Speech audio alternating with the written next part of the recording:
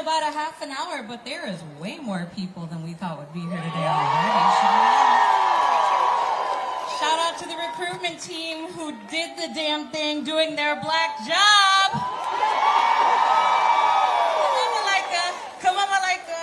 Come on. You're making them wait, girl. That's the golden rule. Shout out to Malaika leading the recruitment.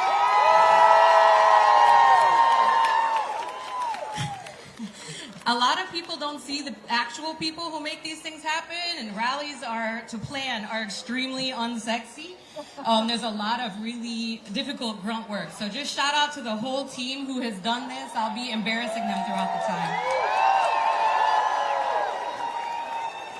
But you know, the golden rule of activism is stay ready so you don't have to get ready. So go to wewon'tgoback.com/today and make sure that you are on top of your chance. And here, the famous, the infamous Tiffany Flowers, our MC for today, is here to help us just get a little warm up, get our appetites wet, and then we are going to listen to some music some more, and then we're going to get started right on time per the website. Tiffany Flowers. All right, so hi everybody, first of all. Hello, beautiful people. I am so honored and so thrilled to be with you, and to get us warmed up, we're going to do one of my favorite activities, which is just practice chanting for the march. So there's a really easy one. I think everybody knows this, so we're just going to get it popping, okay?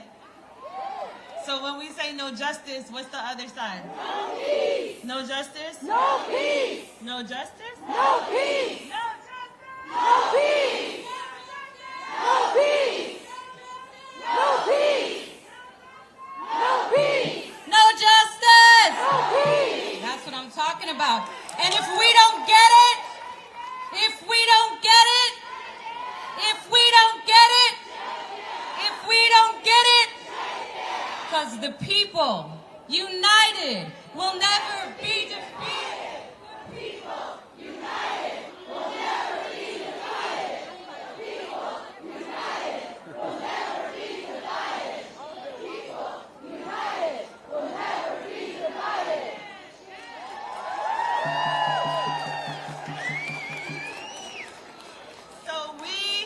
To come out and say hello, take some pictures. I'm going to come out into the crowd. I would love to collect some selfies with you all, if that's okay.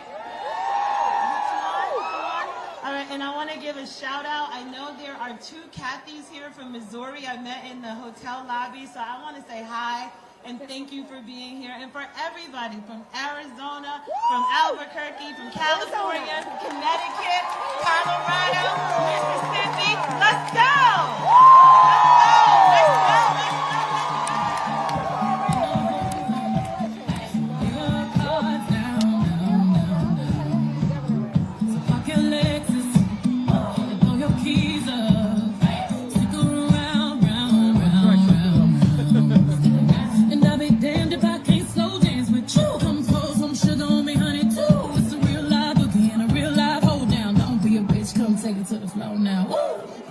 There's a tornado in my city, at the basement. That shit ain't pretty. Rugged whiskey, we're surviving. Red cup kisses, sweet redemption, passing time, yeah. Ooh, one step to the right, we headed to the dive bar we always thought was nice. Ooh, run me to the left. Texas, ain't no hold'em. They got cars down, down, down, down.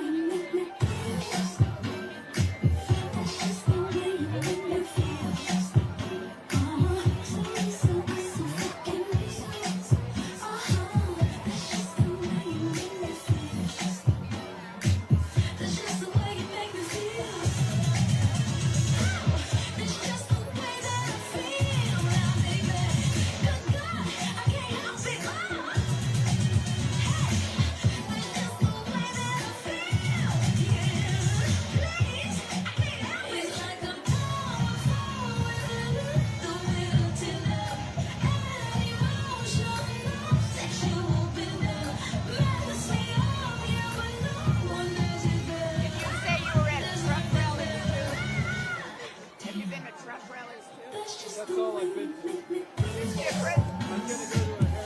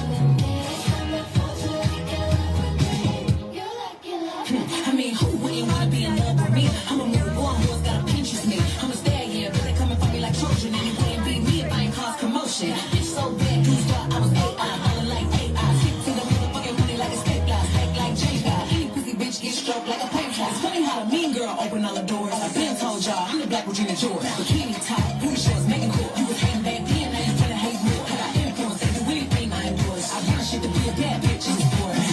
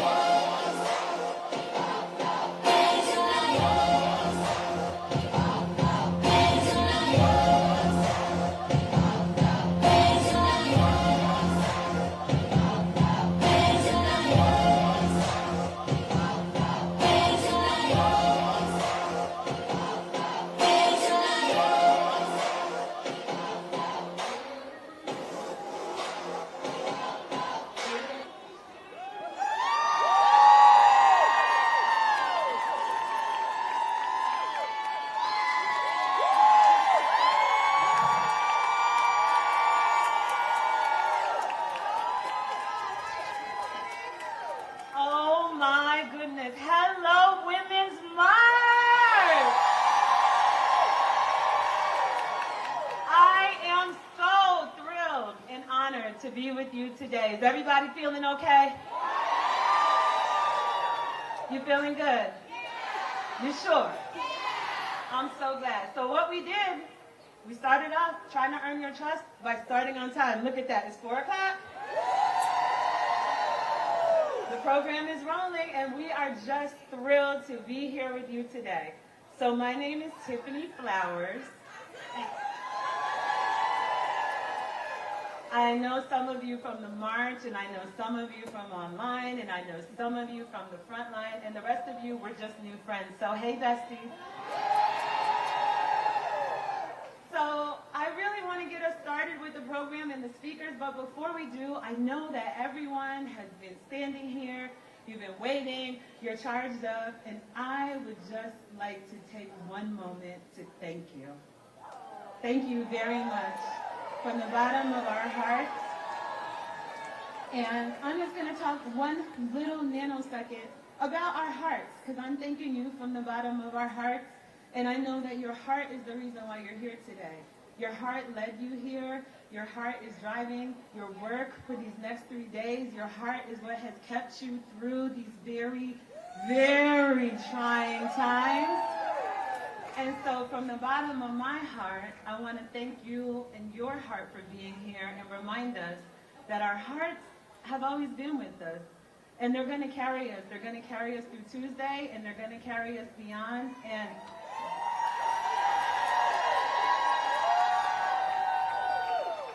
I know in my heart that victory is ours.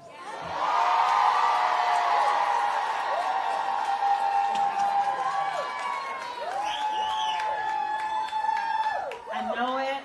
I feel it. I heard y'all chanting right before I came out. I got my makeup done for y'all. Wait.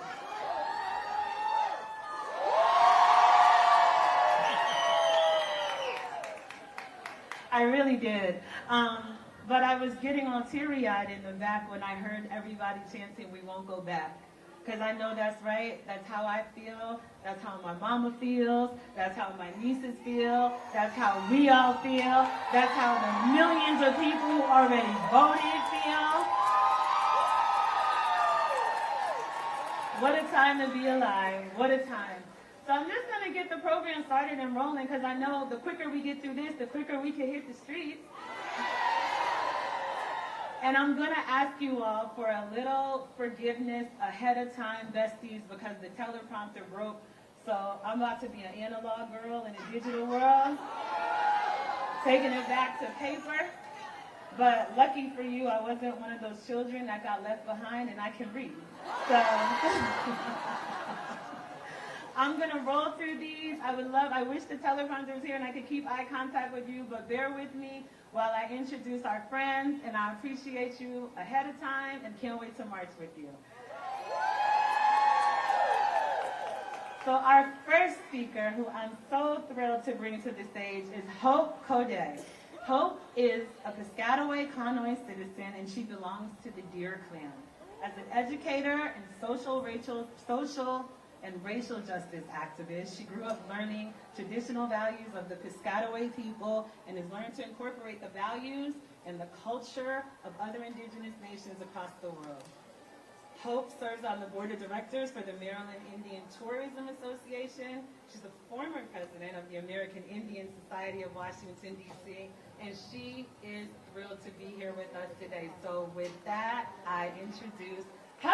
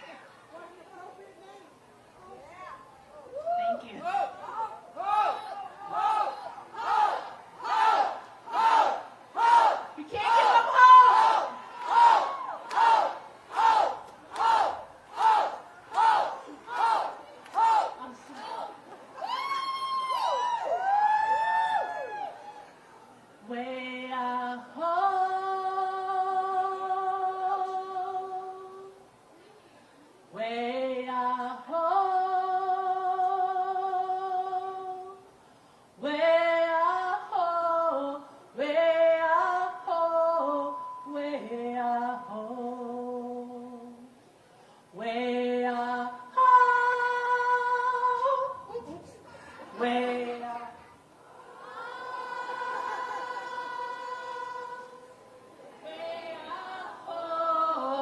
Way up, oh, way up, oh. Today is the day. Today is a good day to be indigenous.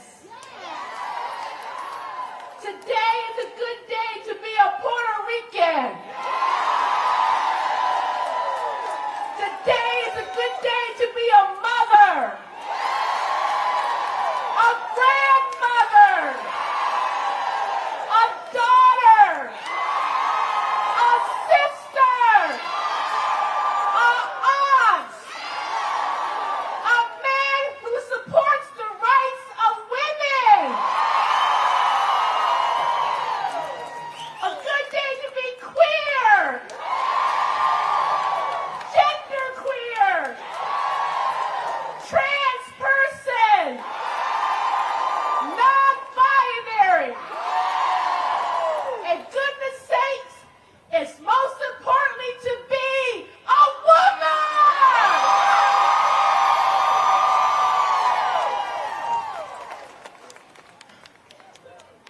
Nuloletem, El País, Wunagitchku. I'm glad you all came today. Ni hope, ni machisa, ni indigenous woman. My name is Hope. My native name is Machisa, which means fire starter or spark of a flame, and I'm here to get this fire started.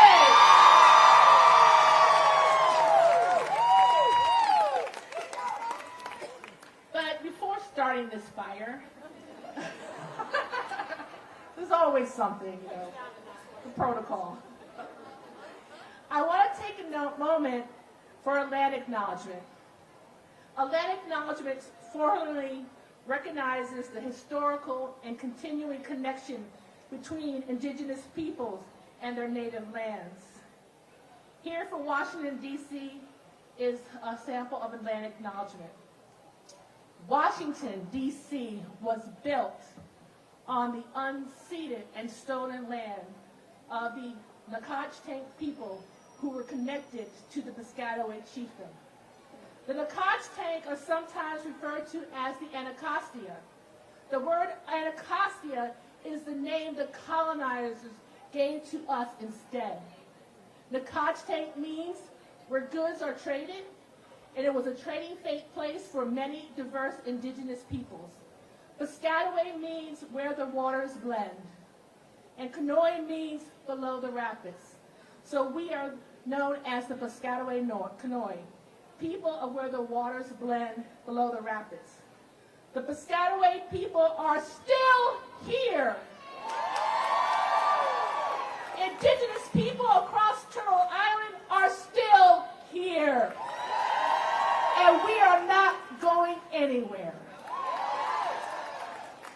Thank you to the Women's March for continuing the dialogue to honor the ancestors and descendants of all indigenous peoples who are the original and current stewards of these lands, water, flora, fauna across present-day North, South, Central America, which includes the Caribbean.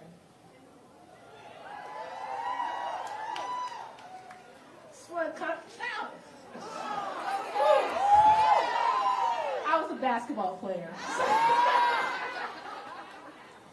I ask everyone to take a moment and remember the indigenous women who were violated over 400 years ago, a colonial pathway perfected on us on the Atlantic and then unleashed across Turtle Island. These violations still exist. However, they now include women worldwide. Before colonization, Native American women were highly respected, and they had significant roles in their nations. Incidents of rape and other forms of violence against women were generally uncommon in indigenous societies and were met with severe consequences when they did occur. Most Native American nations followed the mother's lineage, we were a matrilineal society. Unlike the patriarchy of the colonizers. Indigenous women had the right to sovereignty, especially over their lives, bodies, and with economic independence in marriage and roles in tribal authority. An example of tribal authorities is that tribes had clan mothers, as with the Haudenosaunee Confederacy. And the clan mothers participated in the nominations and removal of chiefs. Non-Native women learn a great deal from the Native Americans women's rich history and experience in governance and autonomy. And for example, I don't know if you all knew this, and I just found this out a couple of days ago. The leader of the women's suffrage, Jocelyn Gate, was inspired by the role of the women in the Haudenosaunee Confederacy. And she said, "Never was justice more perfect, never was civilization higher." This inspiration had a positive effect on these suffragists because women were given the right to vote in 1920, while Native Americans were still not considered citizens until 1924. With citizenship granted then, states still continue to restrict civil and voting rights. And it has been 100 years since the passage of the American Indian Act. Native Americans in some states, especially Arizona, where there's 22 sovereign nations, face challenges when trying to cast their votes. For example, some of the natives live in isolated areas and have to go almost 50 to 100 miles. Native American voters and any voter should not have to struggle to have their voice and their votes be counted. There are reports that people at the early polls are facing intimidation, aggressive behaviors from people off the polls. And this just happened to me recently on Thursday when I voted early. I walked past a Republican woman passing out her sample ballot. And I politely said, no thank you. And a couple of steps away was the Democratic person passing out our sample ballot. And I told her, I want the non-racist ballot. Did I say that? I got it, and I started heading to the door, and next thing I knew, that woman had ran around the corner and to the 40 feet zone, which is restricted, and got in my face. She accosted me, she was aggressive, she was belligerent, and she tried to intimidate me under the context of wanting to explain why she changed parties. I told her I did not care. And each time she said something to me and I responded, I tried to move forward, she'd get in my face again. She was like a dog with a bone. So after 2 minutes, someone told her to leave me alone and let me go vote. And with the intervention, I was able to walk away and go cast my vote. My vote for hope. My vote for freedom. This behavior that I experienced is illegal, and no one, and I mean no one, should be subjected to this behavior. After I filed my votes, I went and filed 2 reports. They don't mess with me. My name is Hope. Barriers are being set up to cause fear and anxiety, to make one want to give up and not vote. This hate and fear mongering is wrong. I do not know about you, but honestly, I'm scared, and I have anxiety and fear because of the uncertainty on what the U.S. will look like on November 6th when I wake up. How many of you all feel the same? Look around. You're not alone. However, when these negative thoughts creep up, we must must remember, fear is a liar, and we must not give up, and we need to march forward together to do our part to make sure this fascist candidate is not elected president. He recently said he would protect women whether they like it or not. I don't think so. And this is unbelievable coming from a man who thinks it's okay to grab women without their consent. Not today. I say not today or any day.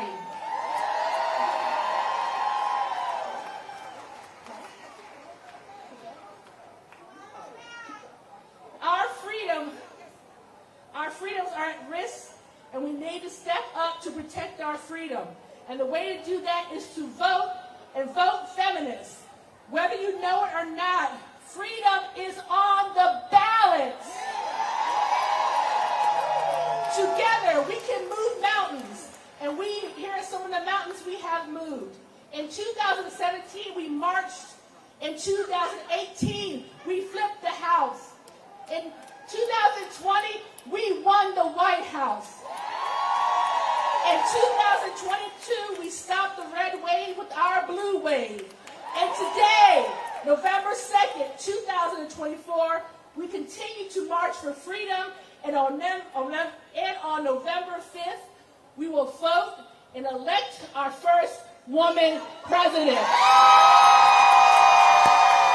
My brothers and sisters, in closing, love always conquers hate, as long as we keep our eyes on the prize. The prize is freedom to have sovereignty over our bodies, freedom to decide if and when we grow our families, and freedom to choose who we love and marry. We need to stand firm and vote. And I don't mean voting in a presidential election, but by voting every year in your local and your community state elections. So, on Tuesday, march forward. Roll your vote. Roll your vote. Because we will not go back. We won't go back. We won't go back. We won't go back. We won't go back. Thank you.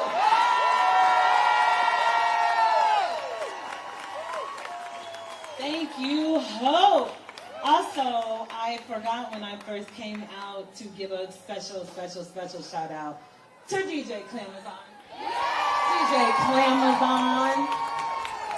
Thank you so much. You kept it rocking. You kept us going. And our next speaker to keep the program going is Frankie. Frankie Seaborn. Frankie. I'm a little shorter than Hope. There we go. Frankie Seaborn is the program manager and lead organizer of the Ida B. Free Pillar of Harriet's Wildest Dreams. For those of you who aren't familiar with Washington, D.C., we're so blessed to have them as a community organization, always standing up, always fighting for what's right. Hope is a third-generation Washingtonian. Hope is a mom. Hope is a guy. Oh, Frankie. Thank you. Frankie. I'm sorry. Frankie is a god. Frankie is a hero. Frankie is a mother of two, and Frankie's on her way to the stage. Frankie!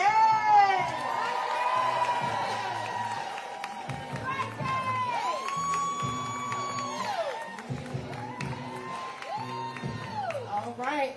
Welcome to DC, y'all. I gotta hold the papers down. All right. Total liberation for the land. We must fight, protect, and defend. Hold the line, hold the line, hold the line, hold the line. Total liberation for the land. All right. My name is Frankie Seaborn. I am a black, queer mother of two who believes in a black, queer, abolitionist, feminist future. All of my identities shape how I exist in the world and how the world perceives me.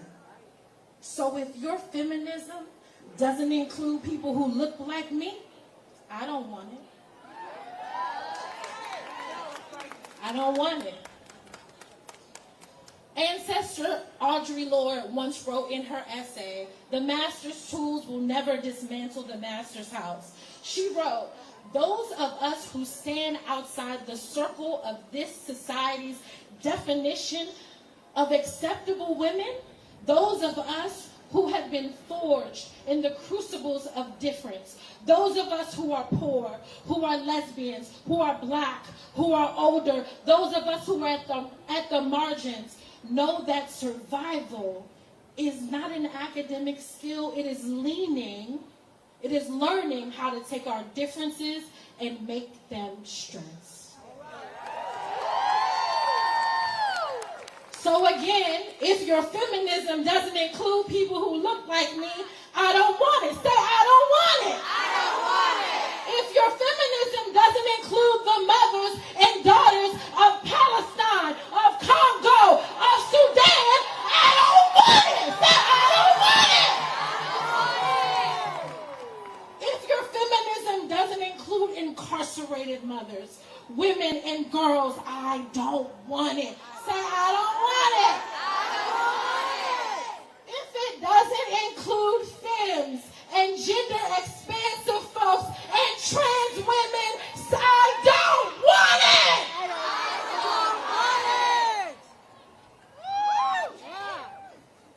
I am a native Washingtonian. Welcome to my city.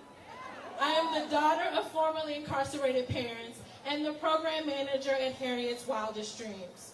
We are a Black abolitionist community defense hub fighting for all Black lives at risk of state-sanctioned violence. Every single Black life that has been put at risk by systems that perpetuate harm rather than provide safety. Rolling back bodily autonomy is state-sanctioned violence. Anti-trans legislation is state-sanctioned violence. Genocide is state-sanctioned violence. Signed, sealed, and delivered with American tax dollars, and to that we say shame! We say shame! Because again, if your feminism doesn't include the mothers and daughters of the global majority, then I don't want it. State-sanctioned violence is mass incarceration. It's police brutality. It's the exploitative practices of prison labor. It is poverty wages that deny workers a living wage. It is the ultra-wealthy who benefit from tax cuts. It is the continued denial of affordable housing and the rising prices of necessities and the blatant disregard for climate change, y'all. These are not abstract issues. These are real forms of violence that affect our lives. There are forces that keep Black, queer, disabled, and other marginalized communities from true liberation. So today, I seek to build across lines of difference. A call to action for all of you here today, for you to know that our liberation is tied to one another. It doesn't stop today. It doesn't stop in that vote box. Y'all need to be organizing your communities after November 5th. You need to get with a political home after November 5th. And for those of you who are abolitionist-minded, if you're looking for a Black abolitionist community defense hub, Harriet's Wildest Dreams, I want y'all to pull out y'all phones, go to Instagram, and y'all can follow us at Harriet's Dreams. At Harriet's Dreams. And let's be clear, electoral politics ain't liberation. Imperialist leaders are not going to save us, but voting is one of many tools that we use until we get there. And if we can be real, can we be real? Can we be real? This country checks off too many of the boxes of the 14 indicators of fascism. I'm going to just be honest. We are living in a system that's barreling towards fascism, regardless of who sits in the highest office. And we must use every tool. And so I still urge y'all to go and cast your votes. And remember, the president isn't the only name on that ballot. Your vote impacts judges, school boards, local ballot initiatives. And right in Maryland, if you live in Maryland, abortion is on the ballot in Maryland, y'all. So I need y'all to get to those boxes. We keep fighting, we keep building, we keep loving and protecting our people. We refuse to let anyone strip us of our dignity, our autonomy, and our humanity. And remember, if your feminism doesn't include people who look like me, I don't want it.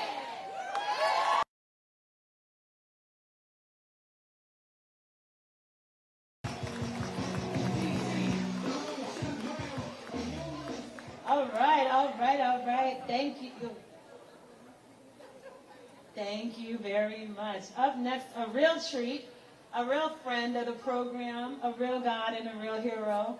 Raquel Willis is an award-winning author and media strategist dedicated to collective liberation, especially for Black trans folks. She's the co-founder of the Gender Liberation Movement and an executive producer with iHeartMedia's first ever LGBTQ+ podcast network, Outspoken. Raquel actually hosts 2 podcast series, After Lives and Queer Chronicles. She's also the author of The Risk It Takes to Bloom on Life and Liberation, which was published via St. Martin's Press in November of 2023 to critical acclaim. Raquel served as the Grand Marshal for NYC Pride in 2024, and we're so happy that she's here!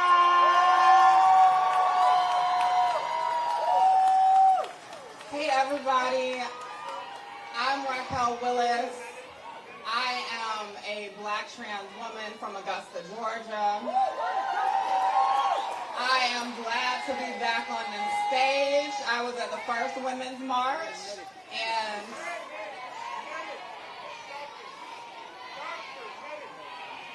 oh, there's a medic. Somebody needs help in the audience. Sorry, that threw me off, but there's somebody in the audience who needs our help. Let's take care of our people. Medic.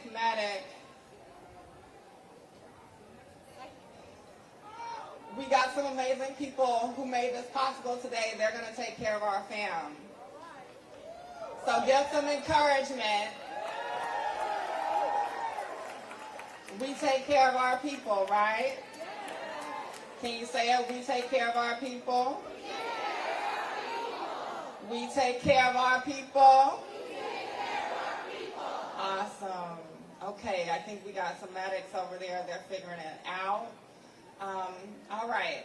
So I was saying I'm a Black trans woman from the South, and I'm proud to be here. I am a believer in gender liberation. Do y'all believe in gender liberation?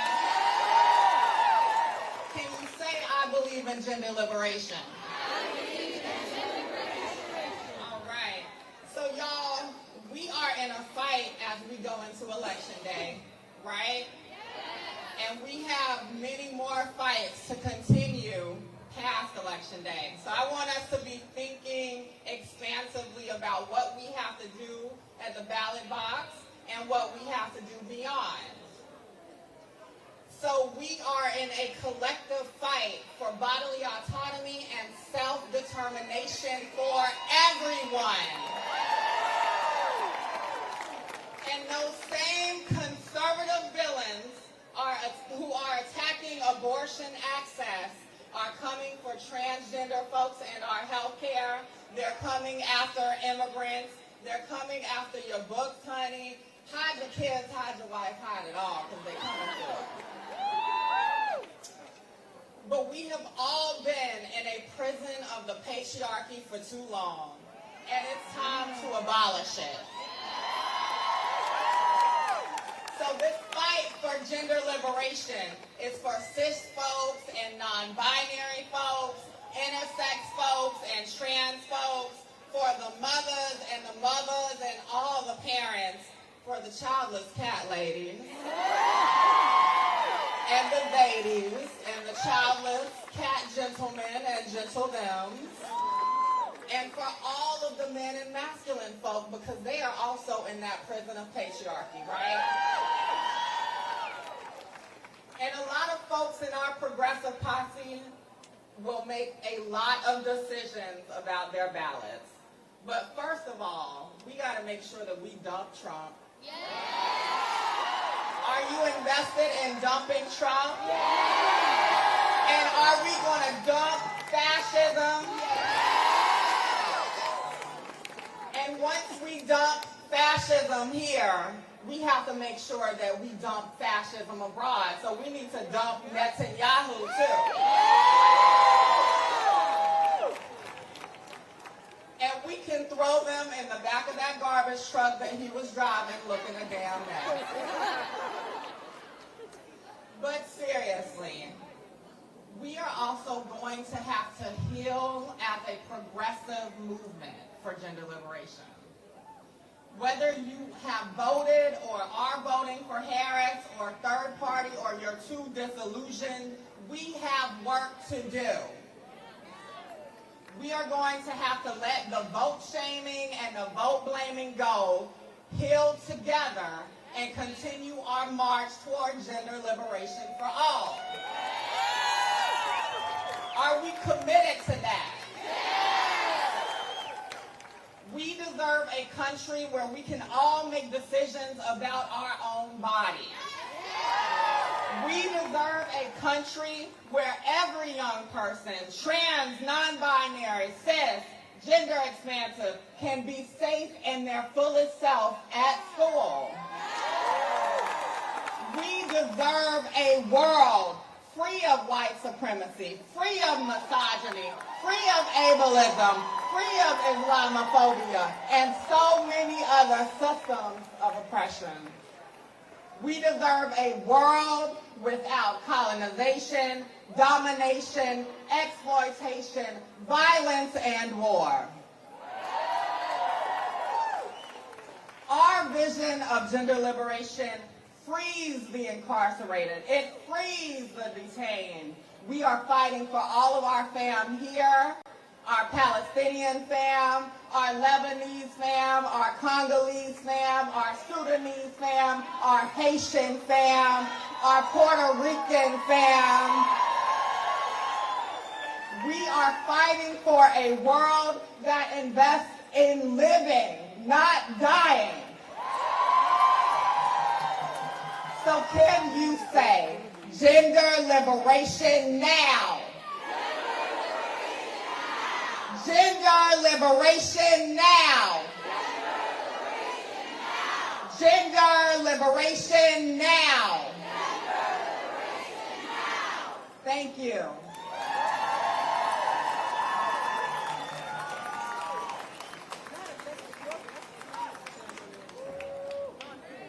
One more time for Raquel Willis, everybody. Amazing. So next, this feels really special introduction. The young lady coming out is Alea Eastman. And Alea is a 2019 graduate of Marjorie Stoneman Douglas High School in Parkland, Florida. And on February 14th of 2018, Alea was in the third classroom targeted by a gunman who took the lives of 17 students and staff members. In the wake of this tragedy, Alea has dedicated her life to preventing gun violence in America. She's been particularly vocal about the chronic gun violence affecting Black youth, a cause that resonates deeply with her due to the tragic loss of her uncle who was shot and killed in Brooklyn. So Women's March family, let's open our hearts and give Alea a lot of love, welcoming her to the stage.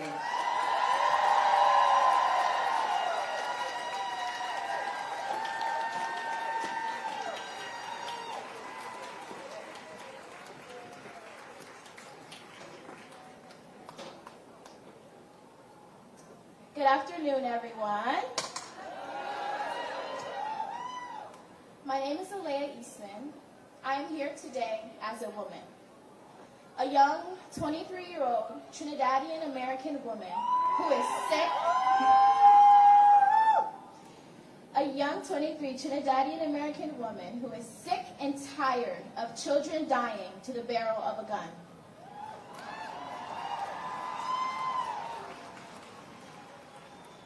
I am also here as a child survivor of this violence. In 2018, my high school experienced one day, 26 minutes to be exact, that would change our lives forever. On Valentine's Day, we experienced a mass shooting at Marjorie Stoneman Douglas High School in Parkland, Florida, which took the lives of 17 beautiful people, 14 of which were children. I was in the third classroom attacked. At the age of 16, I was forced to witness classmates die as we fought for our lives by hiding behind cabinets and laptop carts. I am only alive today because of Nicholas Suarez, who in death protected me as bullets destroyed everything. This tragic experience has transformed my life. I have dedicated my life to ending this violence since 2018. After the shooting, I co-founded Team Enough, which is a youth-led gun violence prevention initiative of the Brady Campaign, the country's oldest gun violence prevention organization.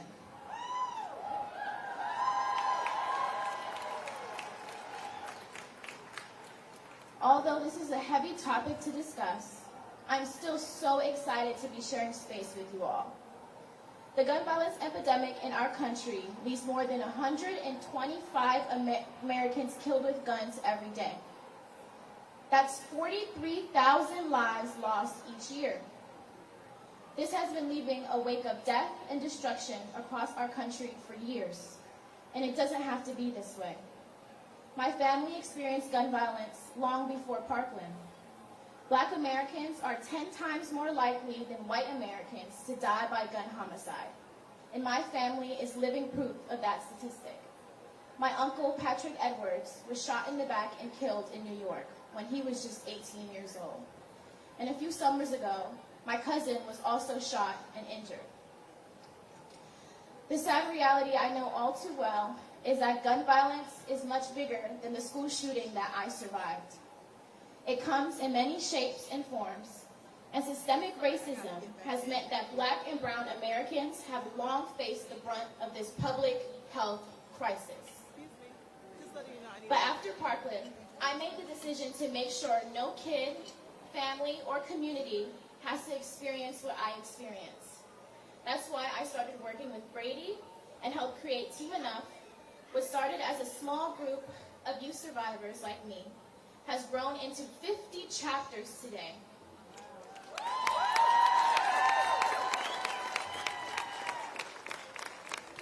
And a movement led by young people that say enough is enough.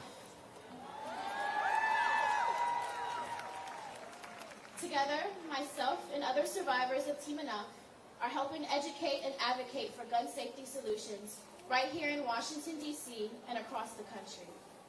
We know that gun violence in America isn't about mass shootings only. We're making sure that not only all our schools are safe, but we're also centering racial justice to make sure Black and brown communities don't continue to face gun violence at drastically higher rates. Gun violence means preventing suicide and domestic violence and championing LGBTQIA+ equity and trans rights. It means saying enough is enough to all our policy failures and systemic inequities that put us all at risk at being shot and killed. This election day isn't just about politics, it's about survival. Our lives literally depend on what happens at the ballot box. Gun violence is the #1 cause of death for youth in America. Now say that again. Gun violence is the #1 cause of death for youth in America. That is unacceptable. We need leaders who will fight for common sense gun laws like universal background checks and assault weapons bans.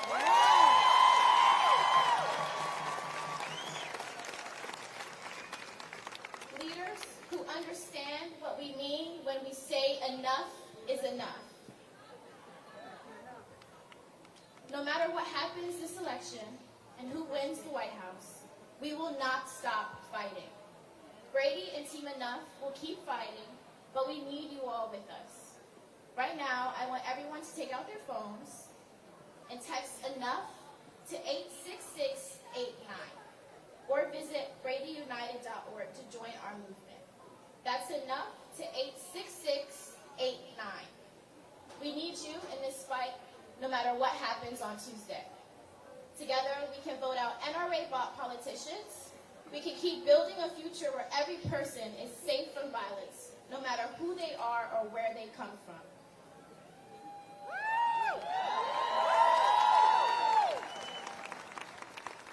We need to vote like our lives depend on it, because it does. We need to organize like our futures depend on it, because it does. And we will keep fighting no matter what, because we deserve to live in peace and unity. Thank you. And go vote.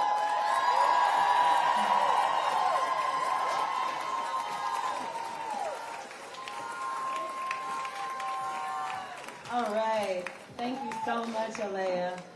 So my mom is backstage, and she said that I needed to tell everybody you've been standing up too long, you should bend your knees. So, Mom, come here. Come here, Mom. And so to bend our knees, we're just going to take a little dance break to Beyonce. A little Break My Soul dance break. Bend your knees. Let's go. We're standing too long. Let's go. Break it up.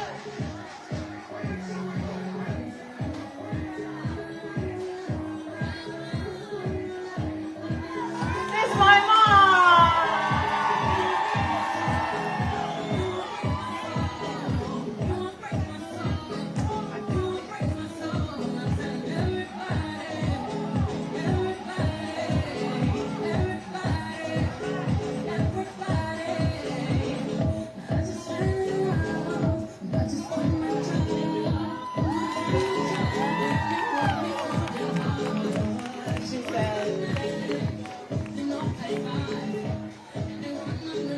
All right.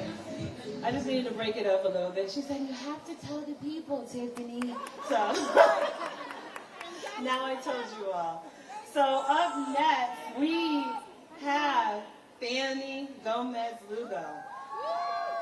Fanny Gomez-Lugo uses she, her pronouns and is a queer feminist. Venezuelan lawyer with over 16 years experience in advocacy, litigation, movement building, and teaching in the fields of international human rights law, reproductive rights, sexual rights, and LGBTQI+ rights. She's the Senior Director of Research and Advocacy Programs at WEC, an adjunct professor of law at Georgetown University Law Center, and an expert in asylum cases in the U.S. for LGBTQI+ people. And we are blessed to have her in the house. So please welcome Fanny.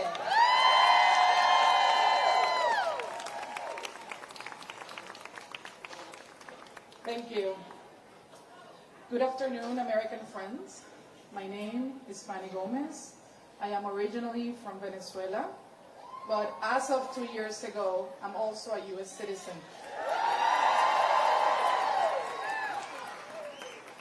I am proud and excited to be able to vote for the first time in the United States in this election.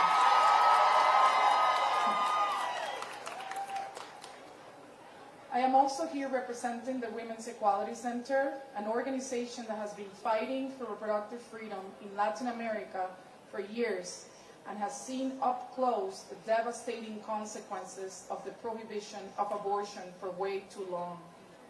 Just like Amber Thurman and Candy Miller in Georgia and Josely Barnica in Texas, thousands of young mothers have died from preventable death from laws that treat women as disposable, all because of an ideology. We also have seen thousands of cases like Esperancita, a 15-year-old girl from the Dominican Republic who died because she had cancer but was pregnant, and doctors refused her treatment in light of the total abortion ban in the Dominican Republic. I'm sending an abrazo apretado para la señora Rosa.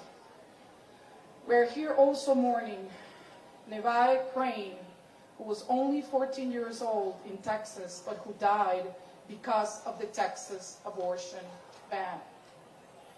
This is why, on behalf of our Latin American sisters, we come here to say, we stand in solidarity with our American sisters and to tell you, we wear green as a symbol of our reproductive freedom.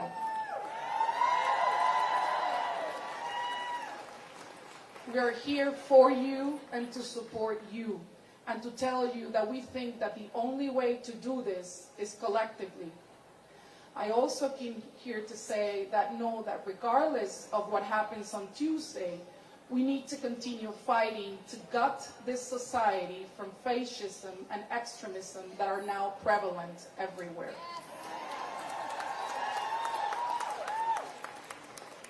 We acknowledge all those women who in the past have been subjected to different and intersecting forms of oppression.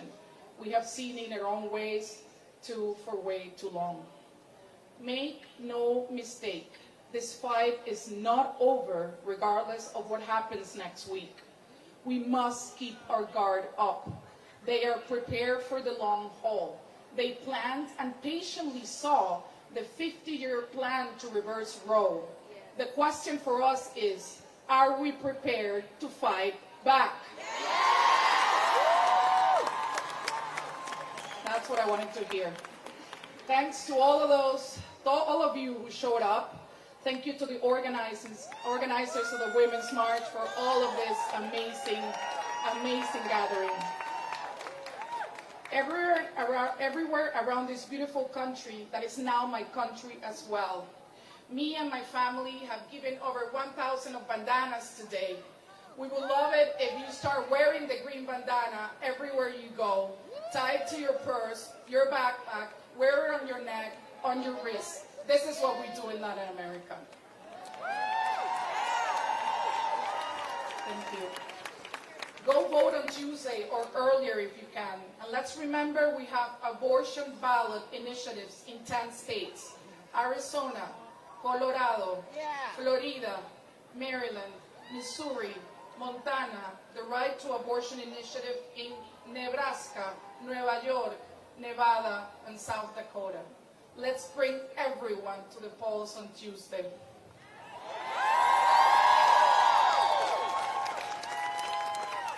I don't know if you noticed, but I try to do my states in Spanish pronunciation to see if you got it. I'm glad you did. In Latin America, we say abortion is freedom. Can you repeat with me? Abortion is freedom. Abortion is freedom. Last time. Abortion is freedom. And reproductive freedom is life. Muchas gracias.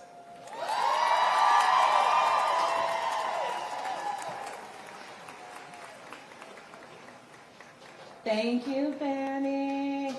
All right, up next we have a duo. Aisha Becker-Burrows is a social entrepreneur and impact consultant working at the intersections of media, comms, and social change with a specific emphasis on racial equity. Kai Polanco is an influential media entrepreneur and co-founder of Feminist, along with Aisha, and a social-first nonprofit media company. Reaching over 25 million people across platforms, they empower women, girls, and gender-expansive individuals through innovative content and social justice initiatives.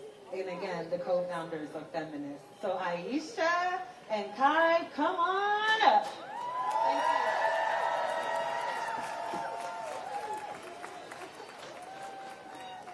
Hey everyone, good afternoon. There are so many beautiful faces here, wow. Thank you all for joining us in this fight. We seriously can't do it alone, it takes all of us. We are the co-founders and co-executive directors of Feminist. I'm Kai. And I'm Aisha. And we are committed to fighting for equity and equality for all. Our feminist movement must be international, intergenerational, intersectional, and intentional. when I say my body, you say...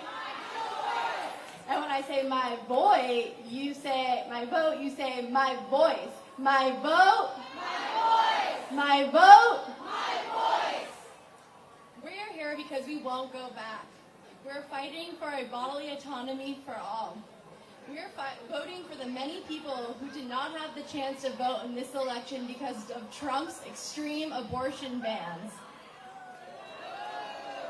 People who lost their lives. Amber Thurman, Candy Miller, Josely Barnica, Nevaeh Crane. These are just a few of the names of the people we know who have lost their lives to the abortion bans. And we are exercising our choice at the ballot all the way down the ballot. We are all representatives of our communities. Communities of women with dreams, girls with futures, mothers with love, grandmothers with wisdom, caregivers, survivors, sisters, siblings, brothers, fathers. These are our communities. Here's how you can hold your community accountable right now. Do you know 3 people? Do you know 3 people? Okay, pull out your phone. I want to see phones in the crowd right now. See a couple phones, see a few phones. Okay, I'm seeing more phones. Now text those 3 people and say this. Do you have a voting plan? Super simple. Do you have a voting plan? And then follow up with iwillvote.com. That has everything they need. And why I'm saying to do this is because we need to make sure that our communities show up to the polls. Every person we know who is eligible to vote needs to have their voice represented in this election. And whether we win is going to come down to our loved ones voting. It's up to us to get everyone out there. So iwillvote.com. Text it right now. Now, do all of that, and remember that this fight does not end at the ballot box.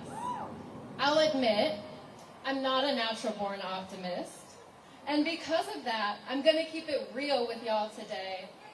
The landscape we're facing is dire, and we know that. That's why we're here, right? We're witnessing healthcare bans that strip away access to gender-affirming medical care, abortion restrictions in 41 states, 13 of them with total abortion bans. Boo. And education restrictions that seek to stoke fear and weaken our critical thinking skills, making us easier to control. Women, especially women of color, are dying because of these restrictions. This is a fight for our collective bodily autonomy, for gender liberation, and unfortunately, our bodies have become a battleground. Our lives, so many lives, are at stake, truly. But here's where the optimism comes in. We have power. Look around. We've shown it. Yeah, that's right, cheer for that. We've shown it in our organizing calls, in our fundraising for various campaigns, and in conversations with our loved ones, our neighbors, or even our Uber drivers. We put signs on our lawns or windows and adorned our cars with bumper stickers and knocked on doors. And I've spoken to Black organizers on the ground in Atlanta, knocking on doors in neighborhoods that most people have forgotten about or are too afraid to visit. I know I've marched in solidarity, making our voices heard, and organized alongside some of the incredible organizers here today. And let's not forget the incredible work being done by abortion providers on the ground in states like Florida with the 6-week abortion ban, who are working tirelessly right now to enshrine abortion on the ballot. Vote Prop 4 for anyone in Florida. And there's organizations like ours that are telling our stories. These stories, despite the increased censorship. And here's the thing. I don't want this energy to wane. It needs to evolve into something that lasts. Remember this feeling. Let's channel this same passion into the fight for gender liberation and bodily autonomy. The presidential election only comes every 4 years. And from where I'm standing, by that time, it will be entirely too late. We need to show up at the ballot box and keep the momentum going. This fight goes beyond just who's in office. It's about our collective future. We are the community. We are the people. And no matter what happens, we got us. So join me in this chant. Who got us? We got us. Who got us? We got us. Who got us? We got us. Thank you.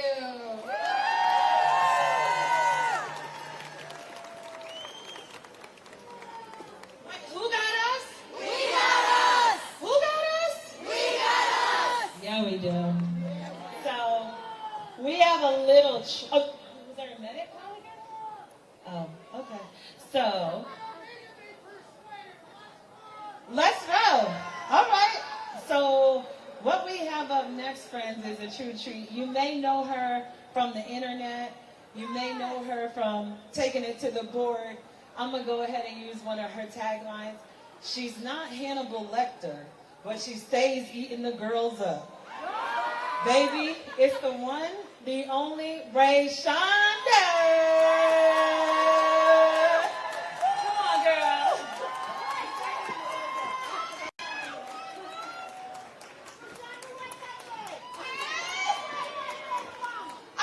My cat, Nutmeg, is at home. Okay, I'm a cat mom. Shout out to my cat lady and my cat dad. You all look so good. Listen, it's really very simple. He cannot. That's the answer. He cannot. Whatever happens, he can't. So listen, I'm going to share this with you all. On July 29th, 1981, my mother was being rushed to the hospital as I was drowning inside of her. She had an emergency C-section, and I had to be on a machine for about a week. Fast forward to me being rushed to the hospital at 20 years old, giving birth to twins prematurely on my birthday. My God.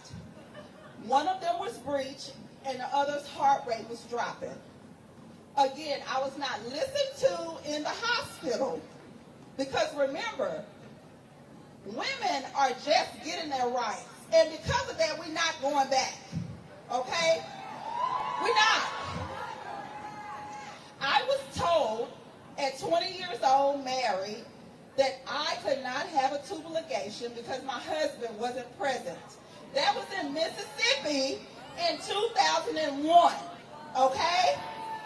2003, I had my last child, and I said, if you do not tie my tubes, I'm going to get an ice cream scooper and a safety pin and do the shit myself. I know what to do with my body. Listen to women the first time they tell you what they want to do with their bodies the first time. I'm not asking, I'm telling you. As a domestic violence survivor, listen to me the first time when I say you're not going to put your hands on me the first time. Or they don't have to bury you in the ground the first time. Do you hear me? Listen to me the first time I tell you that I'm not going back. My mother's not going back. Do you hear me? My oldest child that I had at 13 years old is a trans man.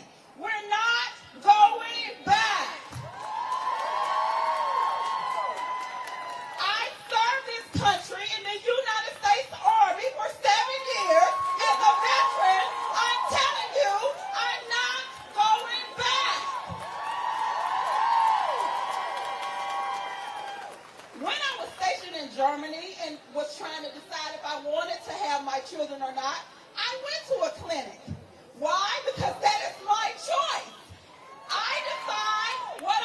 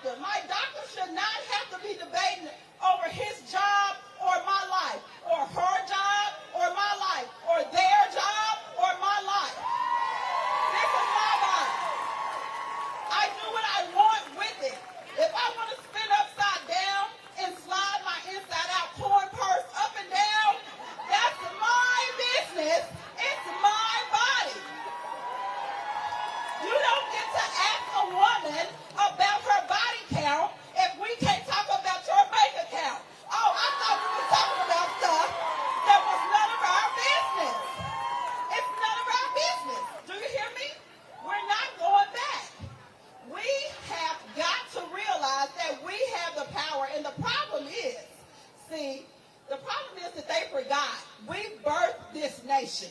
That's what women do.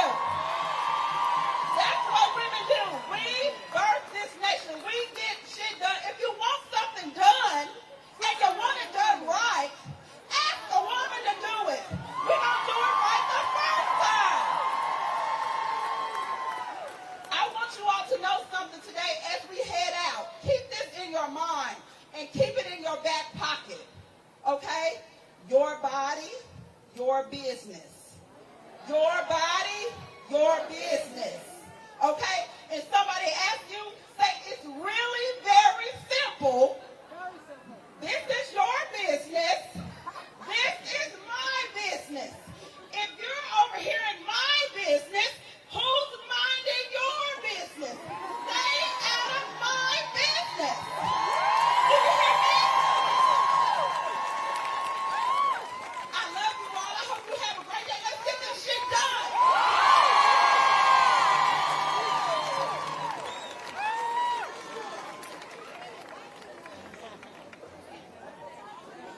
What a treat, Rayshonda. Thank you so much. So coming up next, we're wrapping up. We're getting ready to march. We have a couple people left. I know everybody's getting antsy because I am too. The next person coming to the stage, her official title is the Managing Director of the Women's March.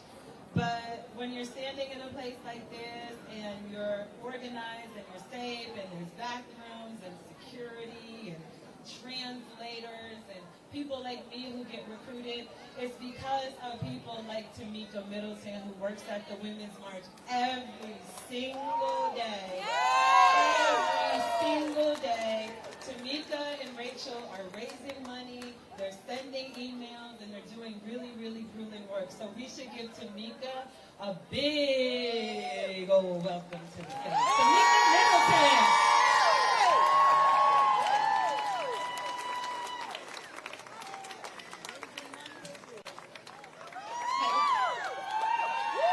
Hey, y'all. Hello, beautiful people. How y'all feeling? As Tiffany said, my name is Tamika Middleton. I am the Managing Director at Women's March, and I am just so honored to be here with y'all today. Every single time I get to be with you all, I feel grateful. Like you, I have been witnessing the climate that we are living in right now in this country, wherein hateful, racist rhetoric has become more and more normalized.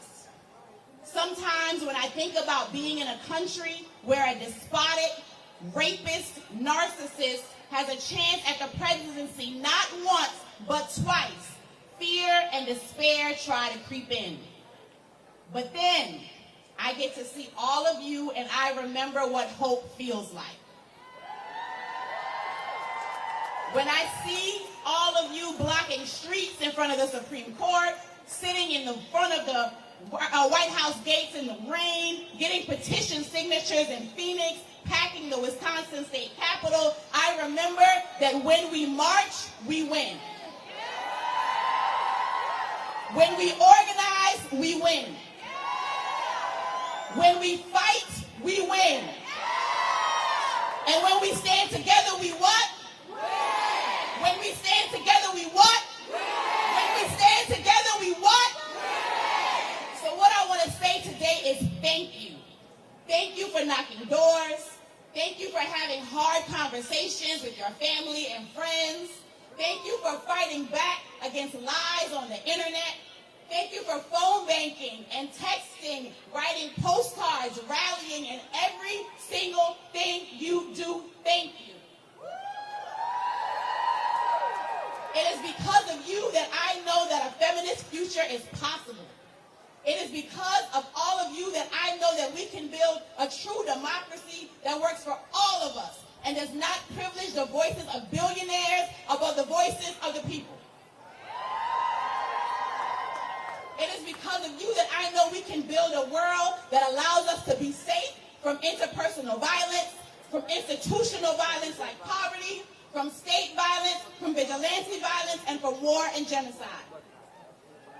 It is because of you that I know we can bring about a future where regardless of gender or sexuality, race, ethnicity, or citizenship, women, their families, and their communities can get the care, support, and resources we need to live and thrive, whether we are in a blue state like California, a red state like Georgia, or across the seas in Palestine, Haiti, Sudan, or the Congo. I know it is possible because I believe in you, I believe in us, and y'all, I believe that we will win. Say, I believe that we will win. Say, I believe that we will win.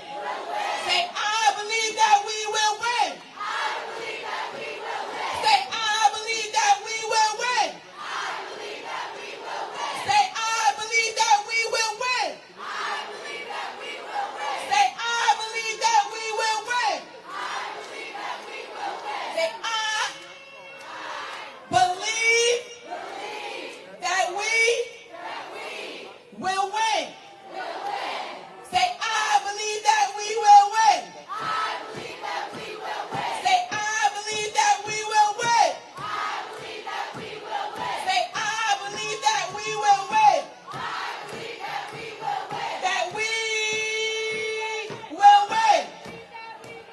Say, I believe that we will win. Say, I believe that we will win. Hey. Thank y'all so much, and we look forward to seeing y'all in the streets until we are living in our feminist future.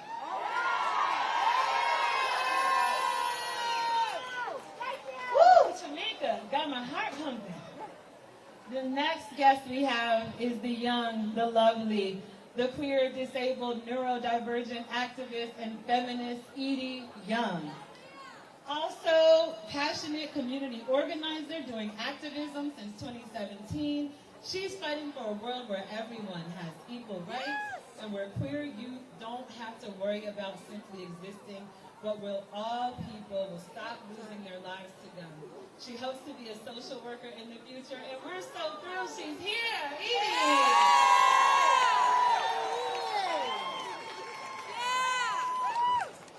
Even with the ongoing negativity and the ongoing fight for women's rights, I'm proud to be a woman and proud to be here fighting with all of you. I'm proud to show this world that women aren't going anywhere and that we will fight till we have rights.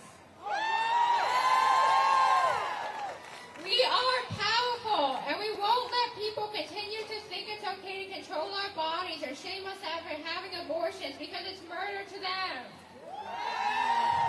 We have had enough with our community being shamed for having an abortion, using birth control, and being constantly expected to step up and do more than men. A lot of men often think they don't have to clean and cook and provide emotional labor to their kids and leave it to the mother figure. If more men stepped up and helped their partner, maybe we would have less burnt out partners. It's sad to see mother figures on social media feel guilty for taking alone time away from their kids. No mother figure should ever feel guilty for that.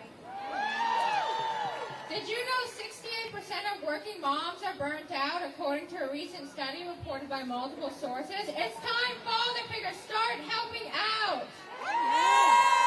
It's sad to see that people think they have a right to control a woman's body, that they have the right to force a woman to have a child. We aren't just here to be controlled like objects. We are human and here to make a difference. You know what? I don't care if a mom needs an abortion, question mark. It's not my body. It's not my place to judge a mother.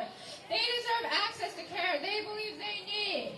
I'm also furious that people think trans women aren't real women and that they are pretending to be a woman, because it's not up to you to decide if someone's a real woman. Trans women are real women. Acknowledging that a trans woman is a real woman can save their life, and I would rather any day have an alive trans woman than a dead trans woman. We must protect our sisters and our sisters. All women deserve respect and to be treated like humans instead of objects. We must protect access to gender-affirming care so our fellow sisters can continue to live as their true selves. They deserve to live and they deserve to exist. There are trans women that are too afraid to come out of the closet, and that is an issue because we should be accepting and not judgmental, and because no one should be stuck being someone they are not or in a closet. We must band together and continue the fight for uterus owners and women's rights. Today, join me in making our voices heard. Vote now on November 5th.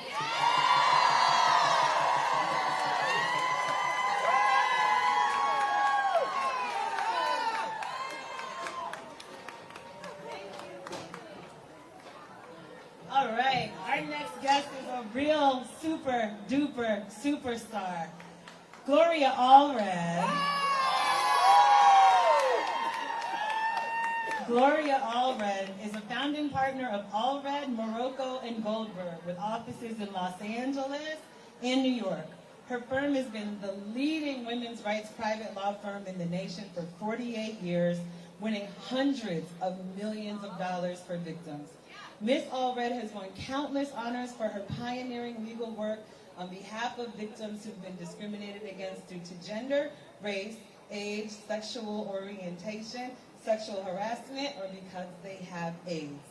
AMG is also well known for its work on behalf of victims of rape, child sexual abuse, and battered women. Gloria Allred also founded the Women's Equal Rights Legal Defense and Education Fund, is the author of Fight Back and Win, My 30-Year Fight Against Injustice and How You Can Win Your Own Battles. What a treat to have her with us today, Miss Gloria Allred.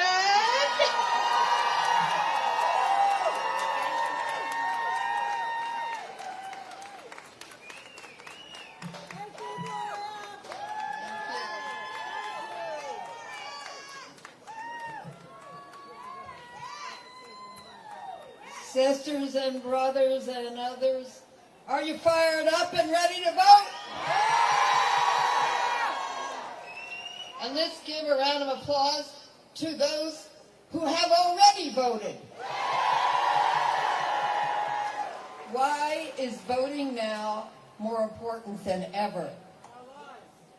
Because our lives and the lives of our daughters and our mothers and our sisters and our aunts and teenage girls whom we have never met are on the line.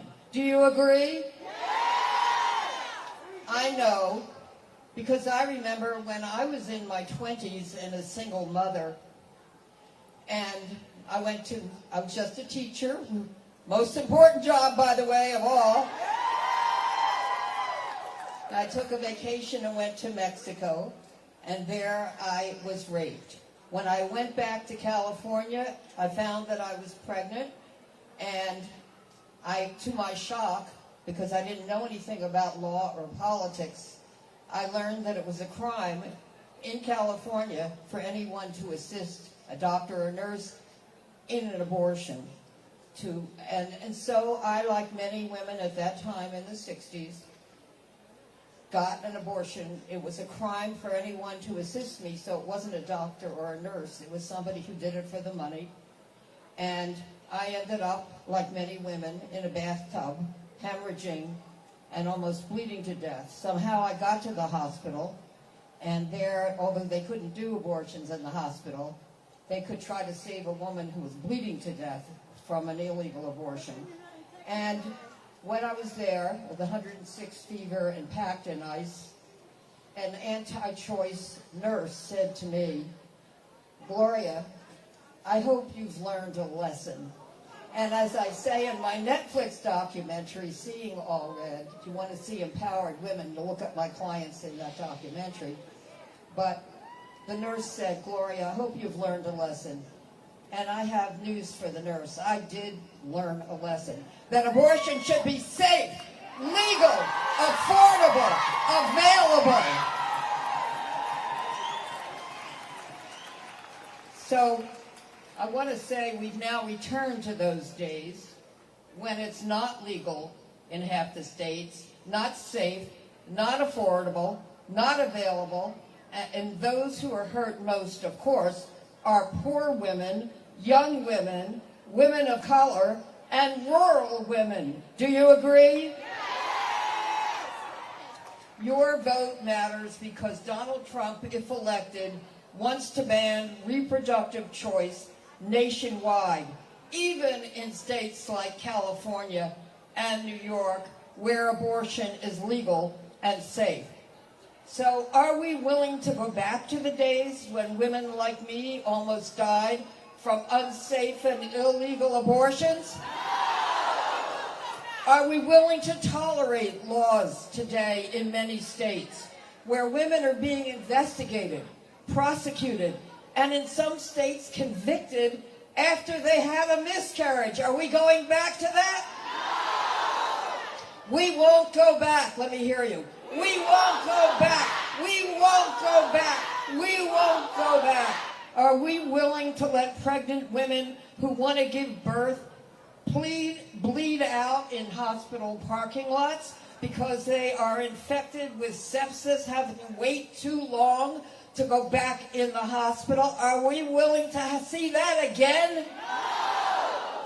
Because doctors are afraid to care for them, because the doctors may be wrongfully prosecuted and convicted if they help to save a woman's life. Are we going to go back? No! And here is what else we will not tolerate. This week, Donald Trump stated that he wanted to, quote, protect women, end quote, and he would do it whether women liked it or not. Do you like it? No! I have a message for former President Trump, who knows me well, by the way. We don't believe you that you want to protect women. You did not protect us when you nominated 3 justices to the U.S. Supreme Court who overturned Roe v. Wade and returned the issue to the states, which passed restrictive laws and endangered the lives of women and girls, putting them at risk of bodily harm or death. You did not protect us from your Supreme Court justices who have hinted that they will outlaw birth control and perhaps IVF and the rights of racial minorities and those who are gay, lesbian, transgender. Do you believe he will protect you? No! You did not protect us, Mr. Trump, when you stated that women should be punished for having an abortion. Do you believe he will protect you? No! And you did not protect women when you sexually assaulted them. Do you agree? Yes! No, Mr. Trump, we won't go back. And we will not vote for a man who bullies and disrespects women. Instead, we know our voice is our power, and our power is in our vote. We will vote for a woman who truly supports women and girls, Kamala Harris.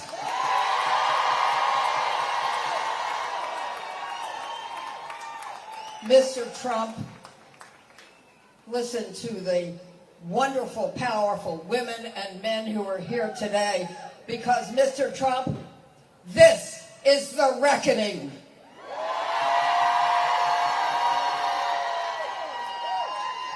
I am going to ask all of those who are here today and those who are at home listening, say after me, we will resist.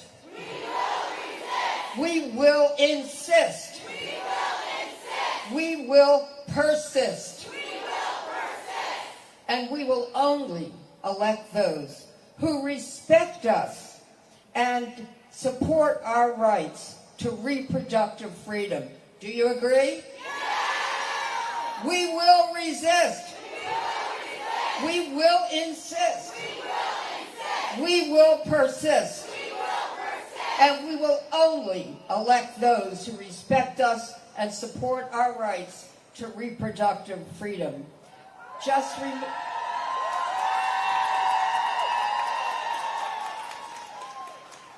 Because everyone here today agrees, and I've seen it on the signs.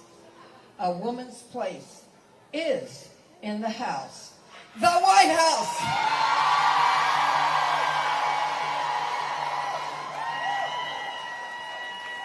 And Mr. Trump, you will not be there, but we will see you in court.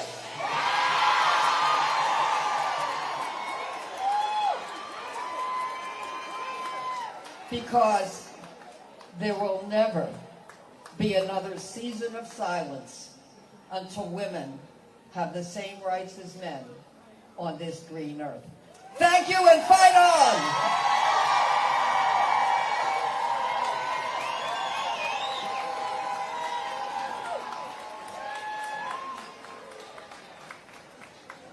All right, friends, we're winding down. It's Monica Simpson up next. Monica Ray Simpson is the Executive Director of Sister Song, the Southern-based National Women of Color Reproductive Justice Collective. For over 20 years, Monica has been organizing for LGBTQ liberation, civil and human rights, and sexual and reproductive justice. She was named a new civil rights leader by Essence Magazine and was named as Time's 100 Most Influential People in 2023. Miss Monica Ray Simpson!